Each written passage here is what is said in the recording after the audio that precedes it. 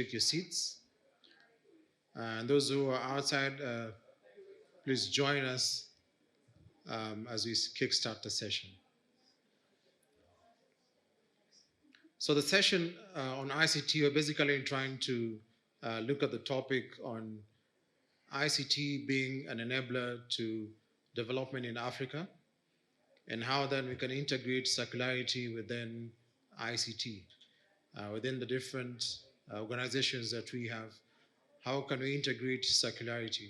We have seen circularity taking shape in different sectors. I invite Dr. Ehud Yashubi just to tell us a little bit what they're doing under the Ajita project within CAPSA, and how you're able to integrate technology as a driver to development, and also a little bit on the element of circularity.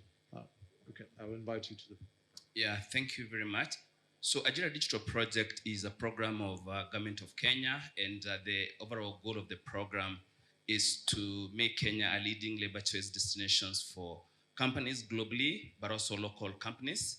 But doubling that is also to make a Kenya a leading freelancing hub where digital work can really thrive and be a solution for youth unemployment in the country. So as a digital project, we currently have a funding from Mastercard Foundation, and the main work that we're doing is to drive digital skills adaptation. We are also doing infrastructure. Part of that is also to see how we can enable young people from all over the country have access to the digital technologies, digital resources that helps them to make their lives better. We do that through support of incubation centers across the country and work with different accelerator organizations to bring wraparound services that allows young people to develop entrepreneurial capabilities even as they innovate and use digital skills. The other element we're doing is to support Government of Kenya in moving digital. As you all know, that the digital transformation, especially public sector, is a recipe for job creation, but also have multiple bottom line effects, even to the green economy, where we are talking about documentation of records and having a paperless government. But also it also supports the service delivery action. So we are having some programs that are speaking into that particular element. The last area that you work on is on a private sector as a driver for creation of digital work. So this is a very interesting area where we are saying Kenya has the largest number of small and medium enterprises. The enterprises are really in high need to digitize and have digital solutions to be able to grow and also expand to even take advantage of the various trade protocols the country has been signing. So we have a number of initiatives there that we are working on, and some of these I'll speak to them as we respond to some of the questions that will be coming through. So in a nutshell, that's the program that we are implementing. Now the question is, how does that interface with the conversation that you're having today on the digital twin and the twin transition between digital and green, and a few things. As you've heard, one of the areas that is very, very important is where we're actually creating a robust capacity for digital skills for people to be able to apply the digital knowledge to tap into opportunities that are available across the globe and even in the green and circular economy. The second element is the robust infrastructure that we're building. If it is typical to have this kind of conversation here in Nairobi, but when would someone in Kacheliba, the farthest corner of this country, or somewhere else in South Sudan, or somewhere in Africa, access this without proper infrastructure? So we are also building capacity to make sure that the conversation on circularity, which really is very, very paramount and important, can also be accessed through that level of infrastructure. The last element that is also important that we're doing is on the innovation ecosystem and startup ecosystem support. Currently, we are working with well over 150 startups in the platform economy, and some of these are largely in the circular economy and green technologies that are looking at providing different solutions in the economy. So again, seeing how we can accelerate their growth so that they can actually continue to provide valuable services in the ecosystem. And my last point is on job creation. As we look at all these complicated value chains, as well as the complications around the ecosystems that we're building, job creation becomes paramount. And so far, we have seen the potential of this twin transition. And currently, we have around 1.9 young Kenyans who are really benefiting from this digital transformation. And majority of these are also starting to green their gigs and their digital work. So those are developments that we continue to monitor and to see. And so for now, I would like to stop there. I am happy to respond to any other questions as we progress. Thank you. So with the numbers that are there, I mean, what difference are you seeing, and what is the two things that you mentioned that are an accelerator to increase access to technology? I think general about awareness is this really high level of awareness about the potential of digital as well as circularity amongst the members that we've been working with. And so that's really spurring adaptation. Of course, we know that the structure of the labor market is a huge challenge, and therefore young people continue to innovate to see that there are opportunities in which they can continue to grow and expand and take advantage. But I think the most important thing is the way the value chains, the value chains of companies are really changing and working on a very complex environment that requires different solutions. And the complexity of those solutions can be found within the confines of some of the digital natives. So young people then have a great opportunity to continue entrenching their capacities around those changing value chains. And as we move towards circularity and having a more general acceptance that we have to try and adapt practices that are really acceptable and perpetuate sustainability, then it means that young, at the very center, young people who are really fast in adapting technology, the largest population that we have not only in Kenya but in Africa, can really benefit from the interventions and opportunities that are actually emerging. This is not your traditional value chain interventions, but they are really new opportunities. Talk about data science. How do we then use data to create and to predict some of the climate change mitigation issues? So there are really quite a number. How do we create solutions that would predict or just show or just help in testing certain things? So the merits of opportunities are quite huge. And we believe that as we continue to create conversation and point people to the right places in which they can actually provide sustainable solutions, then there are likely to be significant changes, especially in the labor market for young people, but also triple bottom line effects on planet as well as profits for companies. So I just saw some quick numbers with the presentation that you had, talking about the value of a market, which is about 180 billion in Africa. So and this is a very important piece of data for us to use even as we continue the discussion. So allow me to invite Valentine just to look at taking from where Daktari left it and look at the value of the digital economy in Africa, and some of the initiatives that are under Safaricom. How have we been able to integrate circularity within some of the projects that you have? I think our tech guys will also pin up your presentation as we proceed on to the conversation. So I'll begin with what we are doing internally before I go into how we are doing it with other stakeholders, because we've partnered with other stakeholders in terms of how do we then support them to decarbonize. So internally, we have policies that support us to ensure that we embed circular economy in all our operations, where we aim to ensure that in all the waste that we generate, we recycle them 100%. So if you look at Safaricom, just allow me to ask you, because the mic we have takes the sound from Okay. where- So we've got about 78 facilities across the country, and in all those facilities, we do generate waste. So we began this process in the year 2017. By then, it wasn't a regulatory requirement as it is now.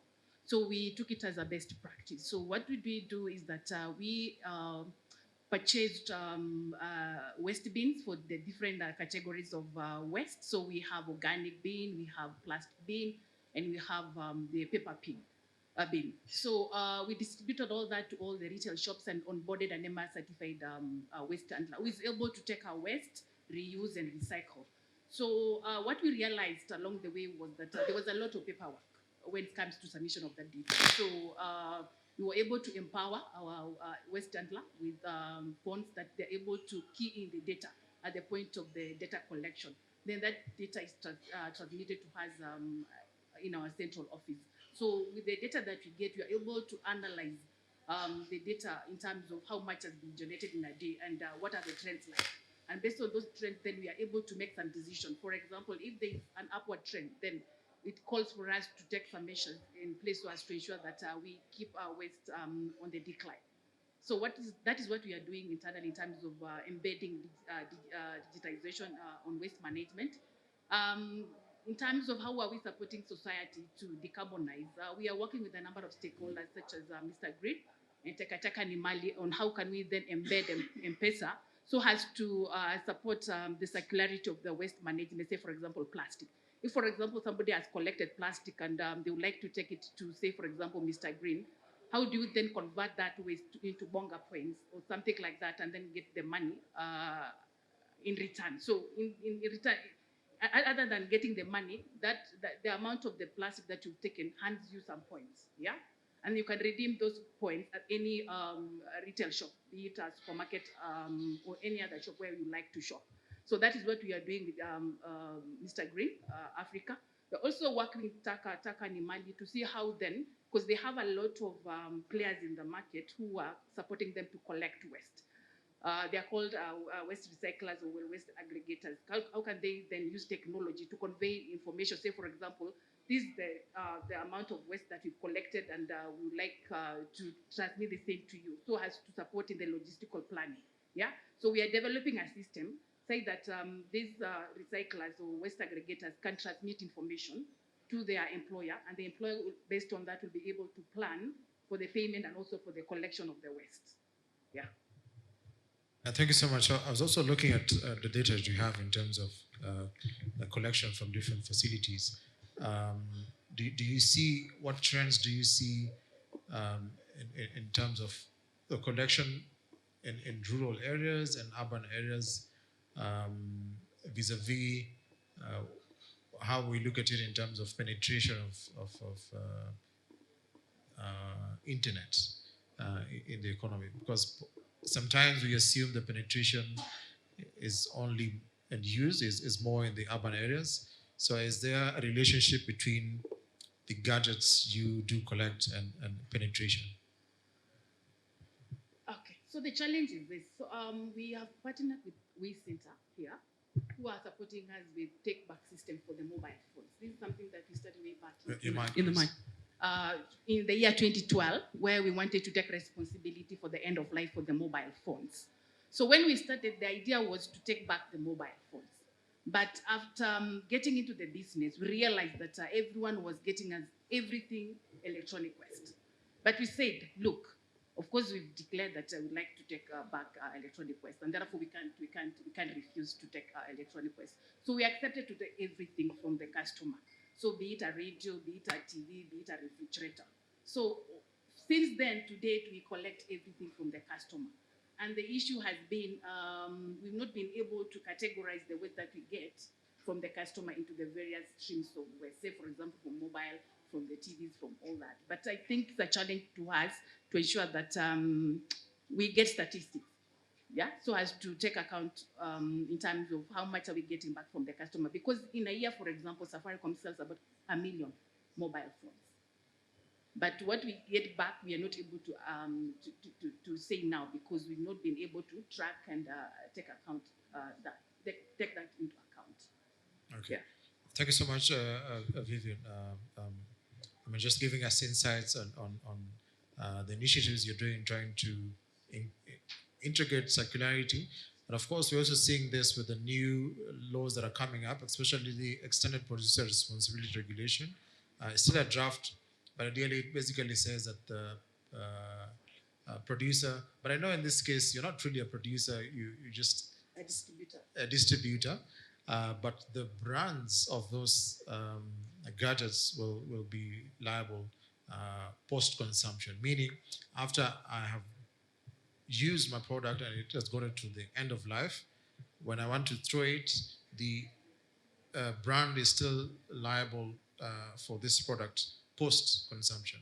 So they must ensure that the products are collected, and then you either recycle it or look at elements within this product that you can still use, you can make use of, or refurbish. So there are the 7 R's that they can be able to integrate. Now, allow me to bring in Simone.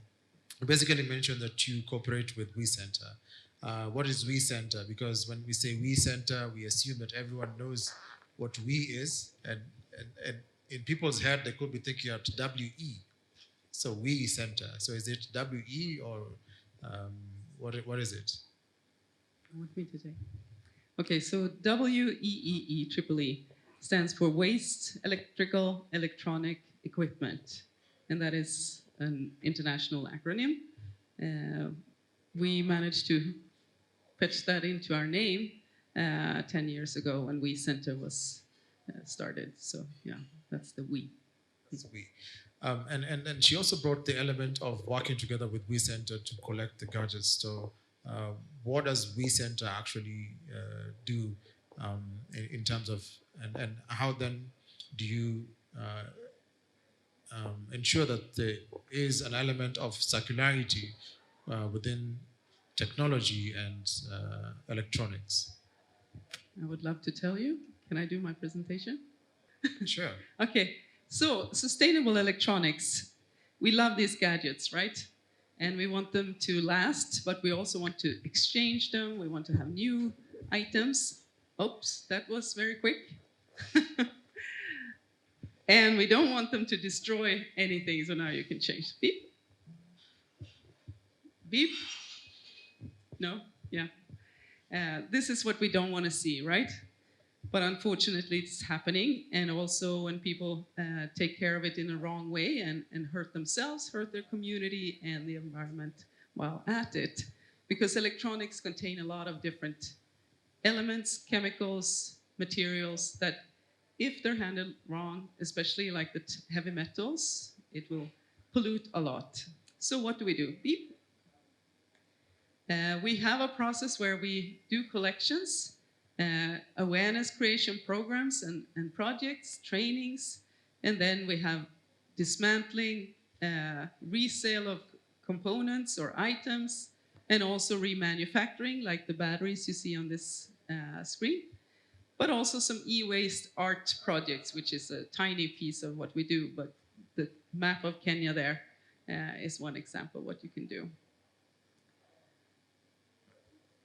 We have some problematic fractions, though, here in Africa, which are posing troubles for all the e-waste entrepreneurs, and also not just problems, but high cost. Because if you take care of these things, there's nowhere to take them. If a screen is broken, if you have a refrigerator foam, cartridges and toners, or bulbs and tubes, you're in trouble because you need to store them. And it's very costly to send abroad for recycling. It's nothing you gain money from. And this also poses some difficulties when it comes to charging for the services. But we hope to work on this, because where is the circularity in this? We can't really now influence the design of these items, or we can start with that, but we need to take care of the old ones anyway. So we do work with the future, as well as we try to solve the old systems also. So looking at the production, being a voice for a circular and more sustainable production line and value chain, which is the blue here, where you see the material choices, the extraction methods, etc. Of course, we can't do much, but at least we can raise the voice like we're doing today. And then we have the consumption patterns, where green procurement is very important, so that we choose to buy more sustainable products, the ones produced according to the good parts in the blue. And then the unity in standards, because now when we're starting to refurbish and remanufacture and reuse things, we also need standards and certifications for those so that they can enter the market and be sold and or rented out. Reuse, tech support. We also need collection structures so that we also enhance and keep the value of any items being transported back and forth. And then I've written manual versus mechanical disassembly. Many times we believe that efficiency is good with a factory and a machine, but I would say that to reach circularity, the manual dismantling is optimal. We get all the details one by one, and we can take care of them. We could send them back to the manufacturer, or we could sell them online, even the tiniest screw, right? Which also will give us job opportunities. So instead of investing in big machinery, many times I would say do that calculation and see, okay, the machine might work for 10 years. How many people can I hire for 10 years to do the same kind of work that that machine would do? Do you get what I'm saying? So I think that's how we need to really present it, and that's how I'm discussing with investors that we've been meeting also, because they all want to make impact, and I believe in that. And then the attitude shift, of course. Beep. So it's a team effort. We consumers, or we manufacturers, need to step into these blue and green spaces that we had on the last one. More renting than buying. When you rent something, you want it to be qualitative, and the one renting it out wants to have it repairable, right? And easy to take care of and durable. So that's the way to go. And then the government to give incentives and guidance, like mentioned before. Beep. Because the future is circular, there's no doubt about it. We're here. We want to keep the material value as high as possible, so we are part of doing that. And I just have one example. I'm not going to preach. I think all of us know what circularity is here. We want to keep it in the loop and not have so much virgin material and no waste material, right? So, beep.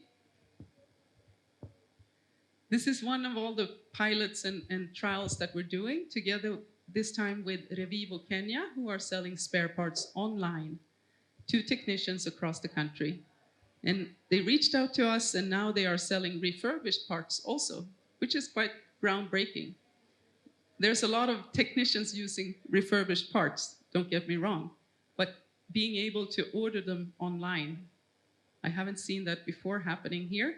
And they are very quickly growing their customer base because it's very, very convenient for the technicians to be able to order and get it to their shop, right? So this is the future, not only for phone parts, but for all kinds of parts, right? Next. And like I mentioned, we found that there is not enough emphasis on circularity in this country. So we decided we want to be part of it and started the Circular Innovation Hub. This is from yesterday. We have managed to help and push for startups within the space for 1 year. Let me just indulge Doc a little bit based on what Simone just mentioned. What opportunities are you seeing in Kenya that we are able to tap into that then drives into economic development from technology? And I write a question, are we ready as a country? Yeah, great question. Are we ready as a country? I think we are. The fact that we continue to see accelerated adoption of circularity by companies. There are initiatives that are already very promising. In the case of Safaricom, here is amazing in terms of the extent and the breadth of which companies are looking into this, and there are also many other that are also looking into this. The second thing is the element that you talked about, the evolution of policies that are now starting to look at how best as a country could we then transform some of these ideas into action. And I know with the rollout of the PRO, there are massive opportunities to scale some of the work that is really happening. One of the greatest challenges around job creation is that we have numerous ideas, pilots that are not able to move to scale. And the scale of the magnitude that we are dealing with here is, it's really, really big. And we know if you extrapolate this kind of, nice designed program that we center is implementing to Africa, what that means. So I think. So, Doc, let me cut it short a little bit, because when you talk about upscaling, and then I looked at the screen, I saw a case study from Ajira. I mean, tell us more about this case study that you have, and how then can we use some of these initiatives in upscaling? Because you triggered just a thought when I was looking at the screen. Okay, thank you. And I think I was really trying to sort of bring the context into which this now can actually be a lever of scaling what we have seen working. And so the Agile Digital Project, as you can see, really looks at how can we use the digital transformation as an enabler for creating sustainable business models as well as creating employment. And so we bring in place a platform that brings ecosystem actors together based on certain agenda. And so for us, our offering are around skills that enable you to scale. Second, it is about infrastructure that allows you to have access to information, to resources, to entrepreneurs, to mentors, to acceleration programs, to venture capitalists for access to funding, as well as all wraparound services that helps an innovator or an aspiring entrepreneur, a young person, to be able to move their businesses to the next level. Again, we talk about the infrastructure around making sure that there are hubs everywhere in this country, so that those young people who are suffering from digital divide can actually have a center in which they can access these resources for free. The other element is on the job creation aspect and the incubation that you're doing to some of these solutions. Now, in the case of what you've seen on the recycling, which really has been a conversation that we've been having, is now this model is working. How can we be able to transform this using the knowledge and the resources that we have, the centers that we have across the country as an aggregation point for information, for markets, but also for innovation, drawing in some of the competitions around sustainable solutions of dealing with some of the challenges we are seeing in circularity. So for us, I think those really are the key elements that we see as interfaces, but we're also very, very excited to see how the policy evolution is moving at a faster scale to be able to ensure that there are protection, so that there are no issues around privacy, confidentiality, data usage, and data malpractices, as well as all other challenges that comes with digital transformation. Thank you so much, Doc. I mean, the first answer was we are ready for the technology, right? Let me throw it to Simone. Are we ready for the waste that's coming? We are ready, yes. We are longing for it. We need it. Yeah, because when you get the volumes, you can also develop even better systems, routines, etc., etc. So, yeah. But one of the studies that we did in terms of looking at large household appliances, we basically noticed that institutions like yourselves, which have been trailblazers in Kenya trying to deal with e-waste, have perfected the art of looking at phones, laptops, computers, and such like. But we're also having a challenge with large household appliances, for example, the refrigerators, the ovens, the ACs. So, what do you think should be done when we try to project on the waste that's coming with increased uptake of it? I'm happy that you mentioned that, because one thing is people don't know where to go with it. So if something breaks, they just carry it out of the house and put it in the shamba in the backyard. So one step is, of course, always awareness creation, awareness creation, awareness creation. But then when it comes to these larger ones, and I'm happy you mentioned fridges and the ACs, because now we are also partnering with AGAS from South Africa, so that we will be the first ones in Kenya to be able to take care of the refrigerants.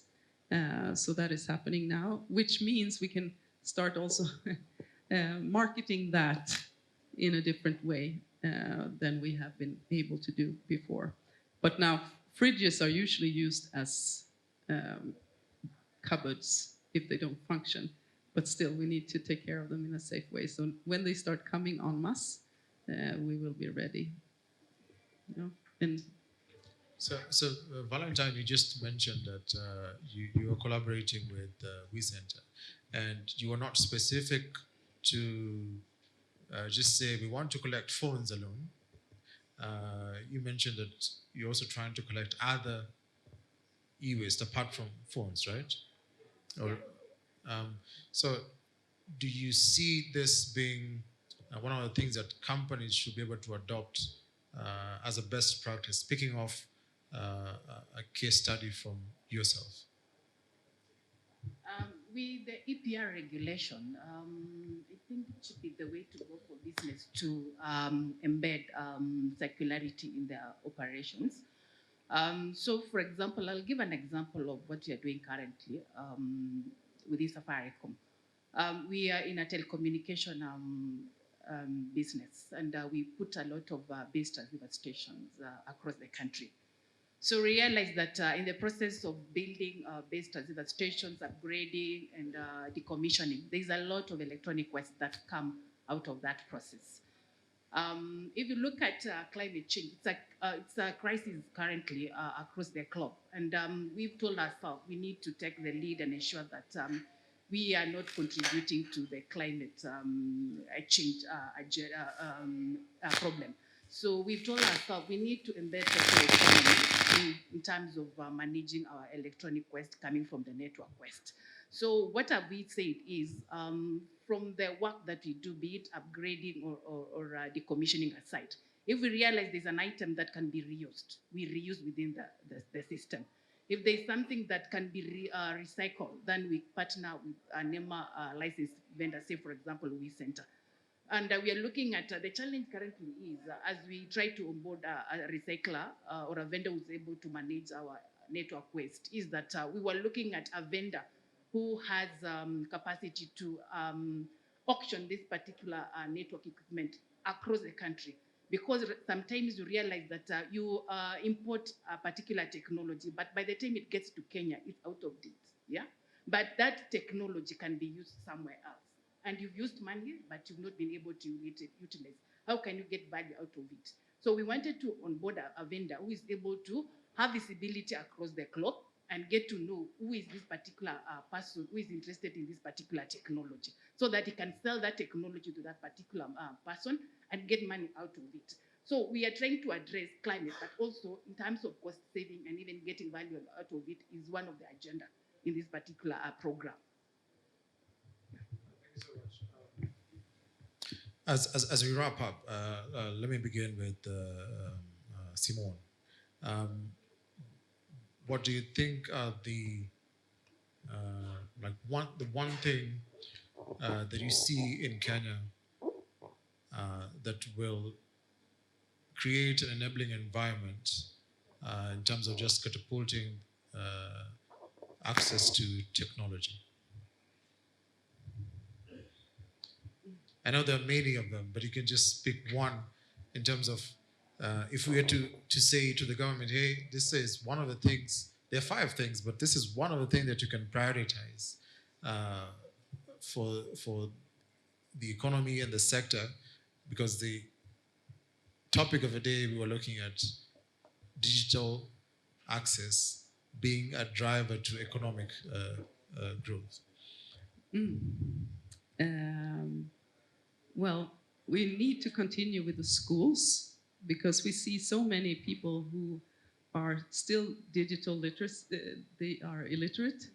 That's also why we have those programs with Computers for Schools Kenya, where we do digital literacy programs. So one thing is getting the network out with you and other guys on telecom to get that, and then having equipment, and preferably why not use refurbished equipment instead of new items, so that everyone can first of all understand how to deal with a computer and with the internet and understand that, and then comes to different applications on top of that when people know at least how to handle it. So I would say continue emphasizing on learning institutions and to release them when they're broken. Because what we also see when we go to schools is that they have piles of old electronic equipment and bulbs and tubes and cables and stuff because they don't know how to release them. You know? Yeah, Okay. just to add to what Simon has mentioned, I think partnership is critical, yeah? Be it private to private or public to private partnership. And I'll give an example of how partnership has been of help in terms of access to technology. There's this particular product called Lipa Mdogo Mdogo. I don't know how many of you are aware of. It's a partnership between Safaricom and Google, where they're trying to upgrade people from 2G to 4G more phone-enabled devices. So one has to just pay 500 installment, and then the rest they will be able to pay for the next 9 months, 20 bob per month for the next 9 months. And through that, people have been able to be transformed. Because I think at the moment they are talking about more than 600,000 Kenyans having been able to consume the product.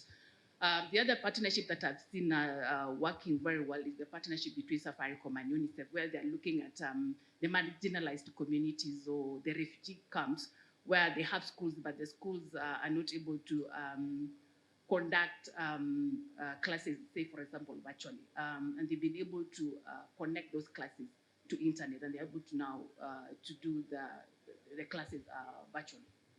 Yeah. Thank you so much. I will throw the same question to Dr. What are the one thing or the 2 elements that you think if the government or the citizens or the private sector works on, then we'll be able to have a smooth growth curve? Yeah, let me quickly mention 3 things that I think are transformational, besides beyond the points that have been raised here. I think the first one is a mindset shift. This conversation that you're having here requires a whole village approach to make sure that everyone is aware of the implications of not doing, as well as implications of doing. The second one, it's about policies. We are not short of policies, but how we drive the implementation of policies to allow for incentivization of the industry as well as practitioners in this space to get better value and benefits for their contribution is very important. And especially when we're talking about an area that is a little bit grayish in terms of understanding, then there has to be a way of incentivizing a system to be able to amplify the sound and actually show some early successes. The third point that I really want to emphasize is actually about underpinning these interventions to strategic areas like job creation and climate change. I believe that the future that we are looking here is one that's very different from the present, and the past that we've lived. And with the transformation and this transition opens up a whole new opportunity and array of work for people and for the society. So as such, whether you're an enterprise, whether you are looking for work, whether you're in school, I think this is the future. And therefore, we really must start and learning and relearning how to live with this new environment that we find ourselves in, that will dictate our future and the future of our children. Thank you so much, Dr. Hari. I think at this point, then we will end our session. Let's appreciate our panelists for the session today.